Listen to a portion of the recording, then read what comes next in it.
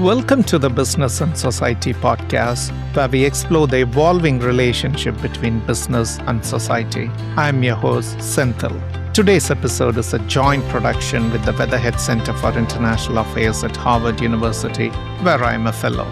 You can also find this conversation on their Epicenter podcast. In this episode, I speak with Sven Beckert, the late Bell Professor of History at Harvard, about his new book, Capitalism, A Global History. It's a sweeping account of capitalism over the past millennium.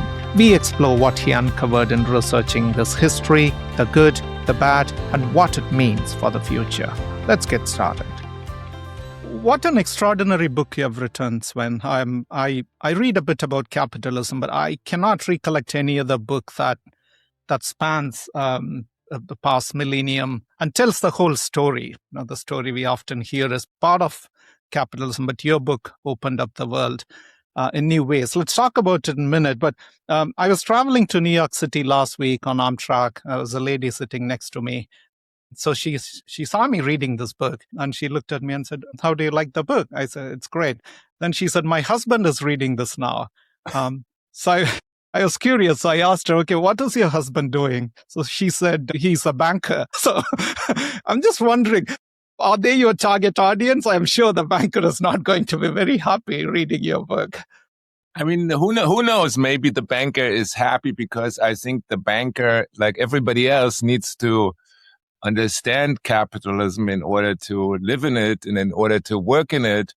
And, capitalism is such an overwhelming fact in our lives today. And I think it's hard to navigate the world we live in any way, shape, or form without understanding capitalism. And in order to understand capitalism, I think you need to understand it from a historical perspective. So I think your friend on the train and her husband, I think it's quite relevant because you learn a couple of things, I think, reading this book that are, perhaps not obvious to many people. I mean, for one, you understand that capitalism is a particular logic to economic life. It's not the universal logic to economic life, and it's not something that existed forever, but it's something that has a beginning and we can trace empirically how it spread in space and how it spread in society. So it's a fundamentally historical process. And then we can see, of course, in the book that you can understand capitalism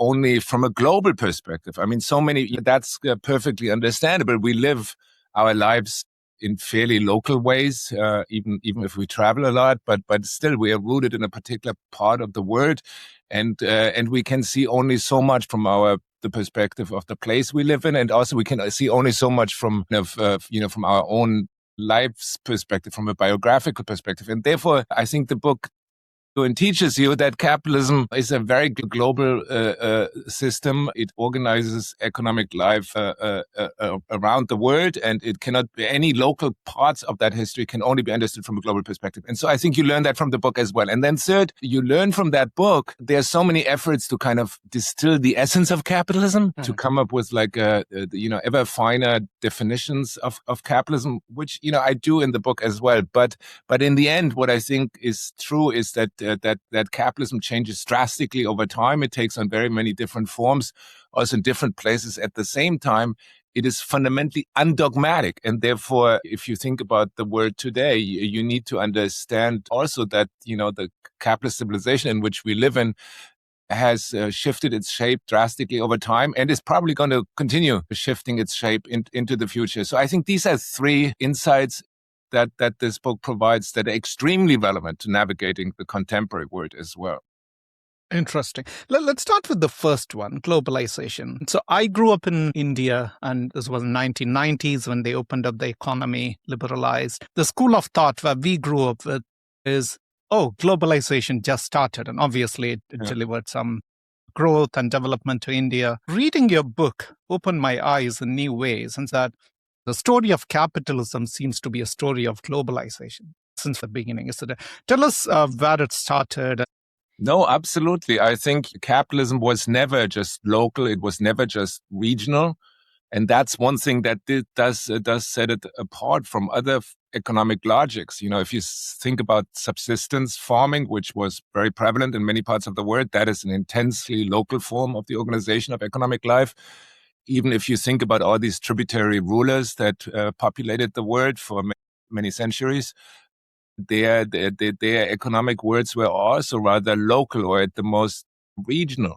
So what sets the capitalist civilization apart is really its global scope. And I think I show in the book that capitalism starts within the world economy while it does create the world economy. Capitalism was born global, and throughout its history, it can only be understood from this global perspective. And since you mentioned India, I mean, India has been deeply connected to the global economy for very many centuries. And indeed, the book starts not with a group of South Asian merchants, but it starts with a group of merchants in the Arab world in the city of Aden in present-day Yemen. And one of the things that these merchants in Aden did principally was they traded with South Asia. So here we're talking about the 11th and 12th centuries, so 800, 900 years in the past. And these people sent ships to South Asia, for example, transporting, the dates, for example, products of the Arab world to South Asia. And in return, they brought back textiles, they brought back brass, all kinds of, they brought back spices, the products of South Asia or even beyond. Here you see, so these were among the world's first, what I call the world's first entrepreneurs, the world's first capitalists, and they engaged in long-distance trade, connecting the Arab world, but also East Africa, then the Middle East, but also Europe and South Asia to one another. And this is 800 years ago, and so I think capitalism is born in the process of connecting various parts of the world to one another. It is born within the world economy, and it does create the world economy. And so what is striking about these early merchant communities that you find not just in the Arab world, but you find them also obviously in South Asia, you find them in China, you find them in East Africa, you find them in Europe and elsewhere. We have some of their letters. We have some documentation that was left behind. And so we can read how they practiced their economic lives, how they ran their businesses. They are strikingly modern, these letters, because basically these merchants did what people do today as well. Namely, they productively invest their capital for the purposes of creating more capital. And this is what, animates the capitalist economy to this day. But at the time that they lived, they were totally marginal to economic life on planet Earth, because almost everybody else on planet Earth organized economic lives in very different ways. Namely, they either were tributary rulers who forced their peasants to give up some of their surplus they forced them, they coerced them by violence to give up some of their surplus in order to accumulate wealth, or they were subsistence farmers, as existed all over the world, who kind of tried to organize production so that their families could live and their offspring could live, and maybe the community that they were part of could live. So they were kind of exotic. These merchants were kind of exotic in the world that was organized along very, very different lines. And then the book ends in the year 2023, and it ends in the country of Cambodia. That is to show that today we live in a world in which almost all economic life is organized along this capitalist logic around the world. And the problem that this book basically asks, and the story that it tells, is how do we get from a world in which that logic existed, let's say in Aden in the year 1150, to a world such as today in the year 2023, when it structures almost all economic life on planet Earth. That is the puzzle that the book engages with, and that's what the book tries to explain. Interesting. So 800 years ago, it started between Yemen, the modern day Yemen, and South Asia and Africa. What's happening in the West and the Americas? Yes. So these what I call these merchant communities that existed many hundreds of years ago. I call them islands of capital. They were usually long distance merchants. They lived in cities, and they connected various cities with one another across often very, very large distances. These communities, and this is well known, existed on the European continent as well. So I'm not arguing that capitalism emerged in the city of Aden in the year 1150, by far not. It's just one example for talking about these kinds of more merchant communities, but they existed elsewhere, as we mentioned, and they also existed on the continent of Europe. And just think, of the city of Florence. You can think about the Medici, you can think about Venice, you can think about Genoa. These were other nodes of capital. These were other nodes in which long-distance merchants congregated. And they, of course, also became very consequential to the history of capitalism. So in order to understand the longer history of capitalism, we have to see that first, the logic that is capitalism, namely the productive investment of privately owned capital for the purposes of the future production of capital, that logic existed largely in the sphere of trade, and it existed in these urban places. But since the fundamental logic of capitalism is expansion and growth, these merchants, of course, try to move that logic into other spheres of life and other kinds of economic activities. And the world's most important economic activity until very recently was in agriculture and in the countryside. People, 95%, 98% of the world population engaged in agriculture and lived in the countryside for much of human history. And what these merchants then try to do is they try to invest capital in agrarian production. And they do that, for example, in China with the production of tea.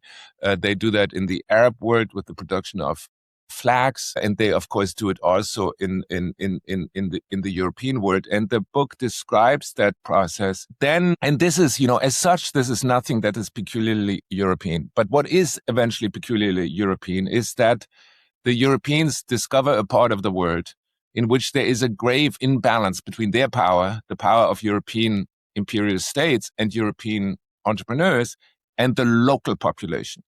And in those parts of the world, they radically recast production in a way that is impossible for these merchant communities anywhere else in the world, including for merchant communities on the European continent itself. And this is the moment, for example, when the massive mining emerges in the Americas, and no place is more important here than Potosi in today's Bolivia, or then also as plantation agriculture emerges, especially the production of sugar, there is a kind of complete recasting of economic life in some parts of the Caribbean and in some parts of South and North America. And here we see now the logic of capital on a massive scale entering the global countryside. So you talked about power imbalance. What do you mean by that? What power are you talking about? Yes, military power is certainly important. The problem for these capital owners, for these entrepreneurs in the first half of the second millennium was that because their logic to economic life was so radically different from the logic of economic life that other people embraced, they encountered tremendous resistances. So, for example, all these feudal lords in the European countryside, they were not particularly eager to share their ability to exploit the local peasants with upstart merchants who might come from the city and might want to encourage these peasants to engage in commercial production, because the feudal lords, lived off pressing the surplus out of these peasant communities. So they resisted the spread of urban capital. And then there were all these subsistence farmers who were also resisting the spread of the logic of urban capital. And because they encountered these tremendous resistances, it was actually very difficult to recast the economic life beyond the sphere of long-distance trade. It was very difficult because local communities resisted so much. But in the Americas, as we just discussed, it was different. Yes, in the Americas, partly local populations were very susceptible to the diseases that Europeans brought with them to the Americas, and many of them, huge percentages of them, died. But there was also a very unbalanced military power. So in a way, Europeans could dominate these societies in ways that they couldn't even dominate their own societies. Namely, the societies in Europe itself, they certainly gained in the 16th, 17th centuries, they gained some presence and some influence also on the continent of Africa and also on South Asia and throughout Asia. They gained presence, but they really also lacked the power to really dominate local societies. They were dependent on local capital owners, on local merchants, let's say South Asian merchants or African merchants. They interacted with them, they traded with them, but they didn't dominate these societies. That came much, much later. That came only really in the 19th century. But in the Americas, that was different. And now why did Europeans do this? I mean, this is, obviously a crucial question, because I'm advocating, I'm telling a very global history of capitalism, but of course we must explain why Europe came to play this peculiar role in the history of capitalism beginning in the 16th century. And so why was that? And I think in a weird way, this was a function of the relative weakness of European merchant communities and European states compared to their Asian counterparts. European merchants were very eager to access the goods that came out of Asia. The world center for manufacturing, it produced, the highest quality textiles, it produced porcelain, it produced all kinds of things that the Europeans really wanted to have. But the Europeans didn't produce very much that the Asians wanted to have. And so it was a position of relative weakness in which the Europeans inserted themselves into the global economy. And they also encountered, when they traded with South Asia, for example, that their goods had to be transferred through the Muslim world, through the, what is now the Middle East. And there they also encountered powerful merchant communities who were not always welcoming of of a European presence. At the very least, they had to share their profits with these local Arab merchants. And so these European merchants, because they were relatively disadvantaged in their relationship to Asia, they sought a way to get more direct access to Asia, to get around these Arab merchants. And that propelled them into the Atlantic because, as you know, Europeans believed at a certain point, if they would just travel west, they would reach India. Which turned out to be not the case, but it did propel them in the Americas. At the same time, though, European states were in a state of constant warfare. There were many states on the European continent. They fought with one another. Warfare was very expensive. It weakened those states, and those states became dependent on merchants because merchants were a source of capital that could allow them to buy the weaponry and hire the soldiers that they needed to fight one another. So European states, for example, compared to the Chinese state, were also relatively weak. And this brought now states and merchants together because they needed one another. The merchants needed the state in order to, project their power into the larger world. And the state needed the merchants because they needed the capital in order to fight the war. And this is actually what brought them to the Americas, because it was, and the best example for that is Christopher Columbus, who was himself a merchant. He came from the Italian city of Genoa, and he combined with the Spanish crown to find a passage to India by traveling west. So there you see kind of the merging of state power and entrepreneurs in a unique way. I think this happens nowhere else in the world. This kind of merging of state power and that propels them then by accident. I mean, this is a complete historical accident. This is a contingent development. They find out the Americas, and there they find themselves now in this prominent position that we already discussed. I quote what you wrote: capitalism was thus a co-production between states and capitalists. That's fascinating because, as I said, I have roots in India, and in our textbooks, we studied a lot about British colony, and we always thought it was the empire that ruled India. And trust me, it's before 10 years, I learned that it's not the empire, but it's a corporation. So you can imagine, what are the implications of this nexus between states and capitalists? Yes. So one of the core arguments of the book is that capitalism is a heavily state-centric economic civilization. It's indeed, I argue, it's the most state-centric economic civilization outside of Soviet communism. And that, of course, comes as a surprise because often people think of as just the opposite of the logic of state power. And people believe that, the more we have the state, the less we have capitalism, and the less we have the state, the more we have capitalism. But historically, I think this is wrong. You can see when you look at the long history of capitalism that the state is almost everywhere in that history, and that capitalism is as much constructed by state power as it is constructed by the power of capital owners, by the power of entrepreneurs. Every aspect of capitalism is structured by the state. Of course, we can think about big things such as, military power is obviously very important to the history of capitalism. You mentioned the East India Company, which is, an organization of private merchants, true, but that that institution get monopoly power granted by the crown, and it is deeply connected to the English state. You see that when you think about, in more modern times, you see that when you think about infrastructures, educational systems, even the welfare state. The state is everywhere. But you see that also when you look at one of the most fundamental institutions of capitalism, namely the market. The market in itself is an institution that is structured by state power. And if you think about a very simple market, like the markets that you find even today on the European continent, when local peasants sell their goods at a market around the central church in town. This seems like, on the one hand, the perfect Smithian market. There are lots of very small producers selling things, and then there are all these urban inhabitants of the city who try to purchase these things. So many sellers, many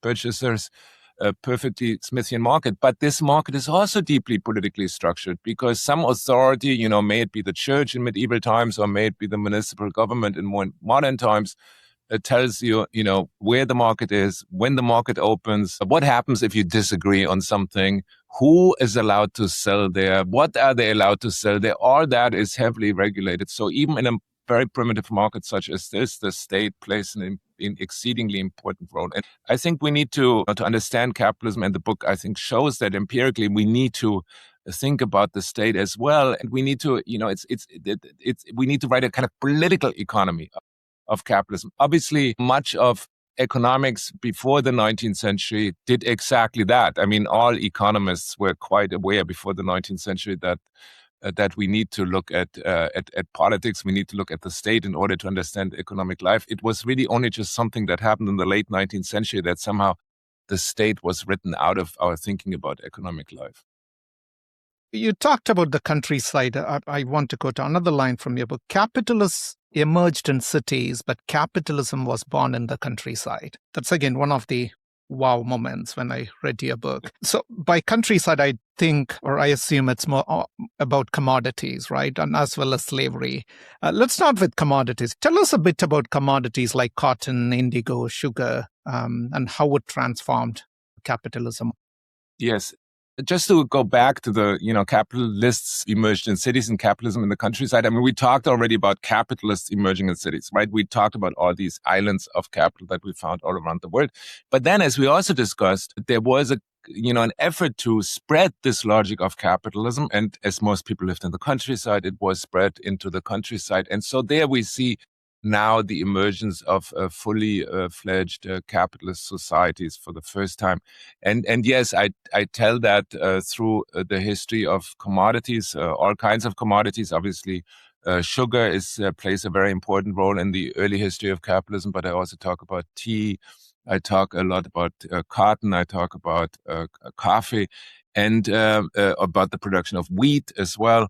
And what you can see by focusing on these commodities, you can, I think it does allow you to understand a lot about capitalism. I mean, you see how capital gets inserted into the countryside and how agrarian production becomes more commercial, becomes more oriented towards markets and not to serving the needs of local feudal lords or serving the needs of local subsistence communities. And you can then also sometimes see, so for example, in the case of cotton, you can see how this transformation of the countryside, how the commercialization of the countryside, how the production of cotton for markets in the countryside is linked then to also processes within cities. So in the case of cotton, you see, on the one hand, you see, of course, that many merchant communities begin to specialize in the financing of the cotton crop. They begin to specialize in the trade in raw cotton, and that strengthens these urban nodes of capital.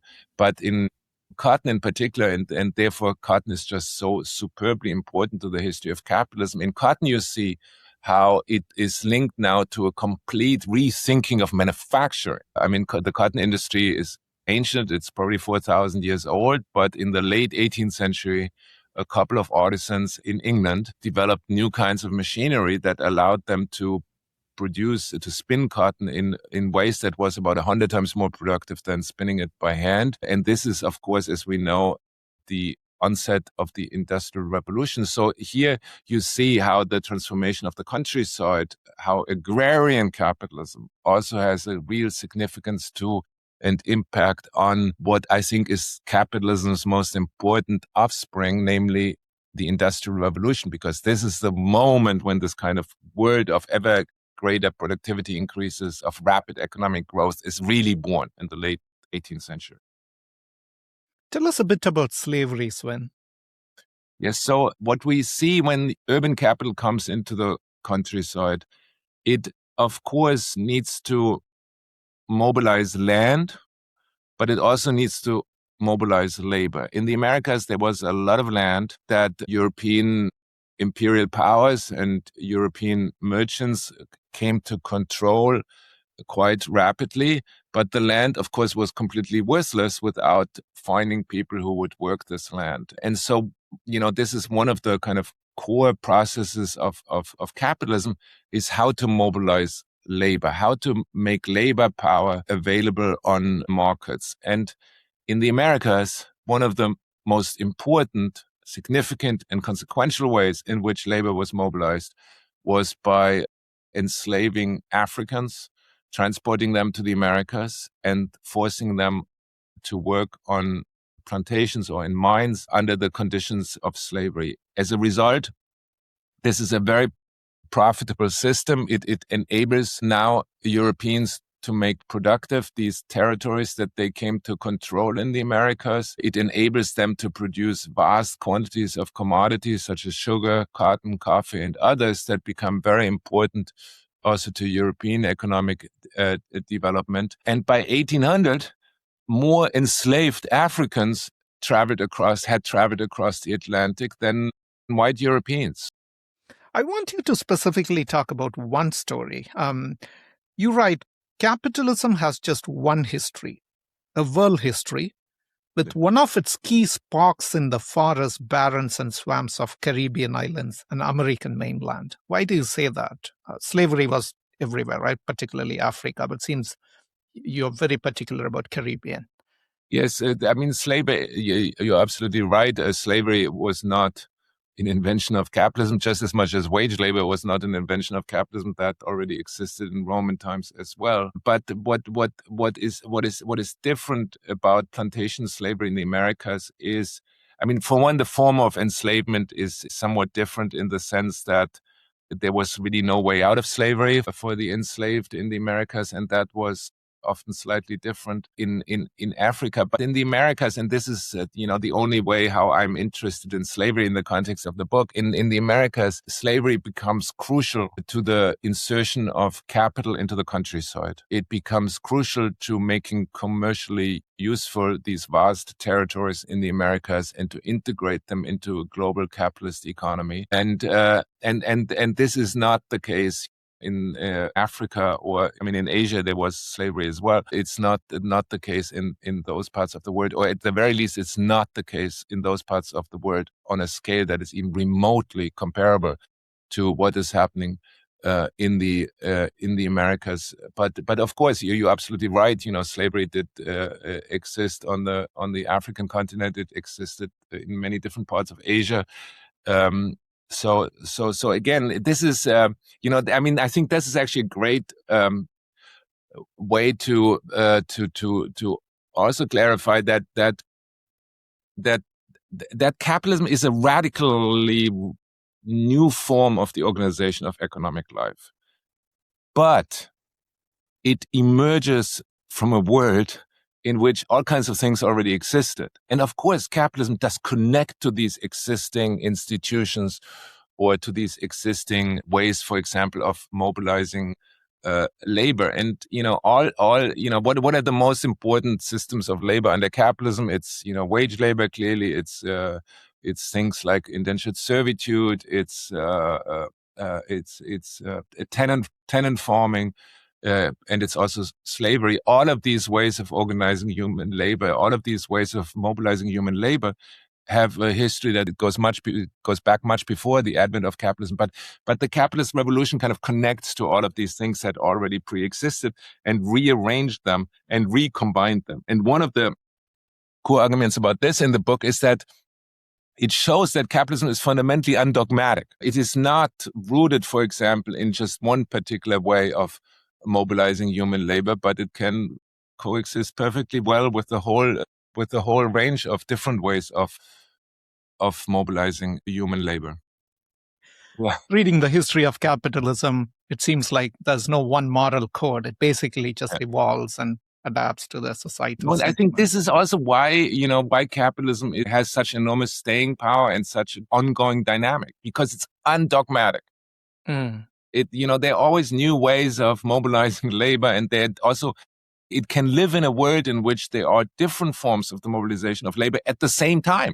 Just think about the cotton industry that we talked about earlier.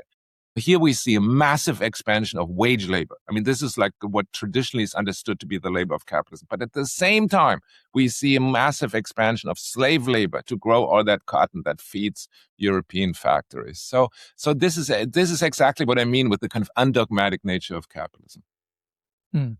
Well, there is this grave history of capitalism, but one cannot deny the fact that the capital and globalization brought a lot of benefits to human societies. Take my own example. My parents are smallholder farmers in a small village in southern India. And it is the liberalization policy of Indian government in the 1990s that opened markets, capital flowed in, companies opened up, which basically transformed my life from farms to study, jobs, and eventually just it led a career pathway. I'm keen to hear your thoughts. How do you see the benefits capitalism brought to human societies?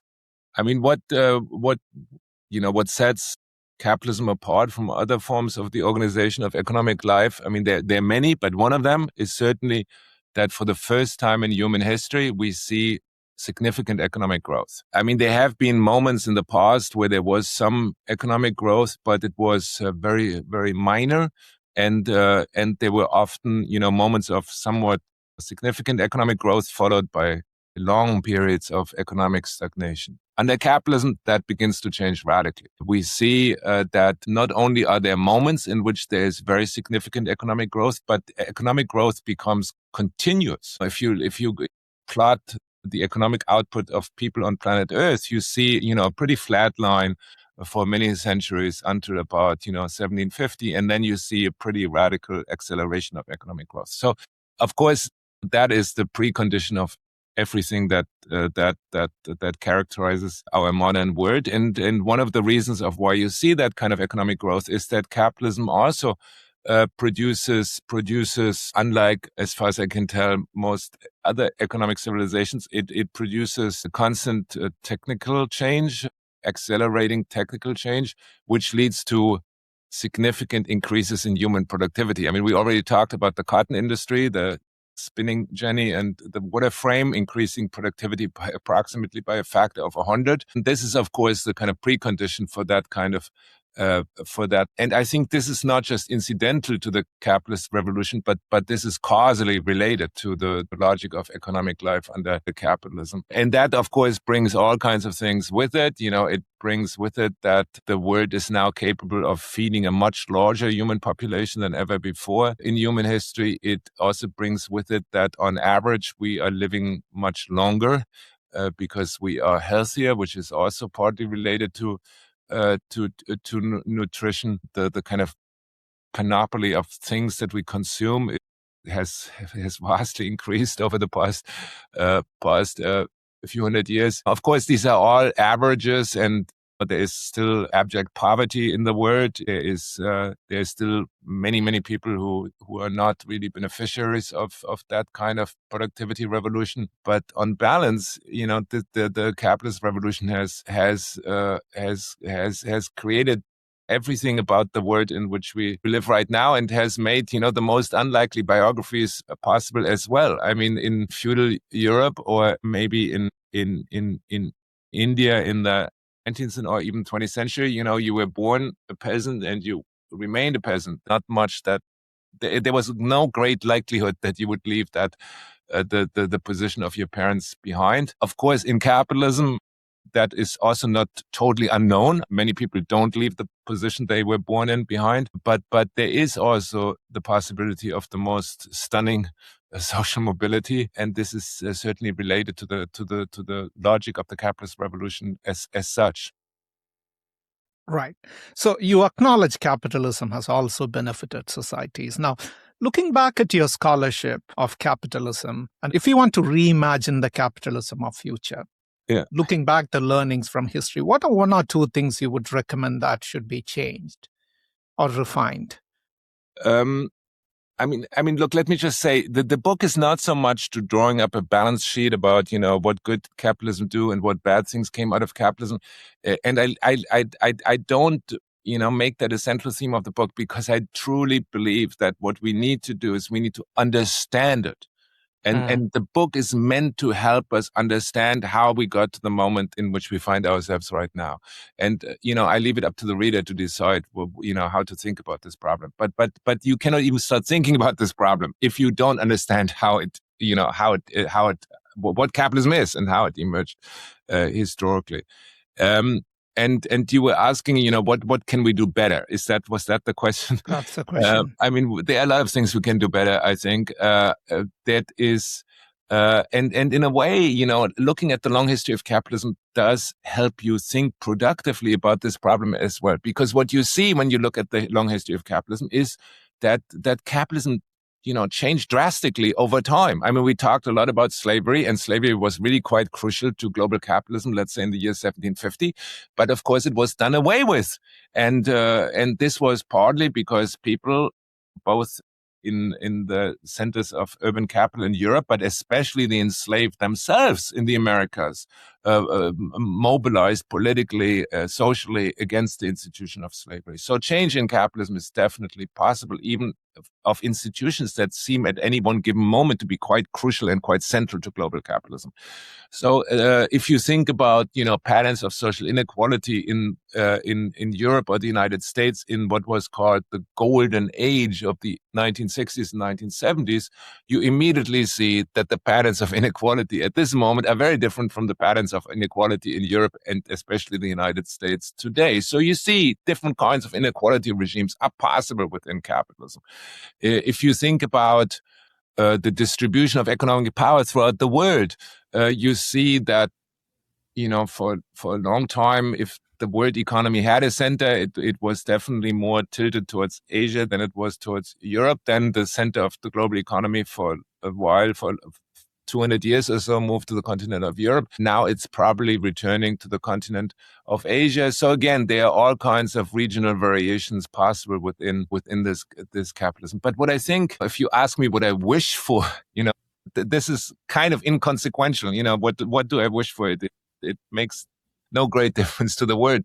But what I think we really have to focus on is how do we distribute the productivity gains within a capitalist economy. And here we see, for example, in the 1950s and 1960s, in the country like the United States, there were very significant productivity advances, actually more so than today. And they were distributed relatively broadly in American societies. This was the moment, when kind of the emergence of the middle class, many industrial workers in the United States gained significant wage increases. They gained very many better benefits, better working conditions, and all of that. So that changed drastically after the 1970s, when productivity gains were increasingly captured by ever smaller groups of people. So I think the question of social inequality and what kind of regime of social inequality do we have is certainly crucial. And I think we can do drastically better in reducing social inequality. I think also we are, there is a tension in the capitalist civilization, namely, as we discussed, it's enormously dynamic. And because it's so dynamic, it draws upon ever more natural resources. But nature, of course, is not as dynamic as capitalism. Namely, there are limits to nature. And so the development of capitalism pressures increasingly against the natural boundaries of planet Earth, which, of course, potentially could undermine the very conditions that make life and also economic life possible on planet Earth. So I wish we would pay much greater attention to this. And then I think also I would like us to think about out the present in a slightly different way than we often do. I mean, often we think about the world we live in as a world of scarcity, but we actually live in a world in which, in the first time in human history, we have the capacity and we have the technologies and we have the productive abilities to produce enough things so that everybody on planet Earth can live a decent life, to have a decent housing, access to sufficient food, to have access to decent education, to have access to decent healthcare. We have the technical capacity to do this, but we don't do this. So I think this is a political question, and I think we could solve many of these problems. And the book shows that capitalism is a human-made civilization. It's not like something that fell out of the heavens. It's not something that is driven by God-issued economic laws about which we can't do anything. No, it's a human-made civilization, and we can make that economic civilization also serve the needs of everybody on planet Earth. There is no technical reason or economic reason why we wouldn't be able to do so. So the problem is mostly of a political nature.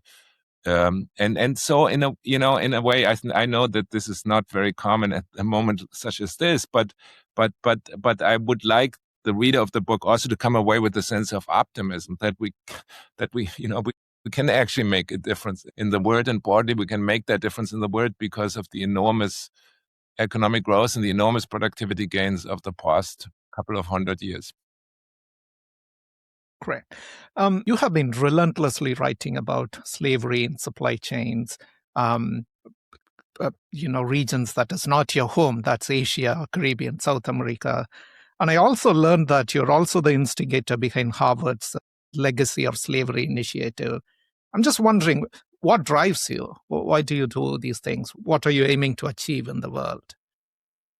I mean, I think what I'm mostly aiming to achieve is I have certain skills as a scholar. I can produce historical work, and I would like us to be able to understand better the world we live in. And capitalism is a very major fact of the world that we live in.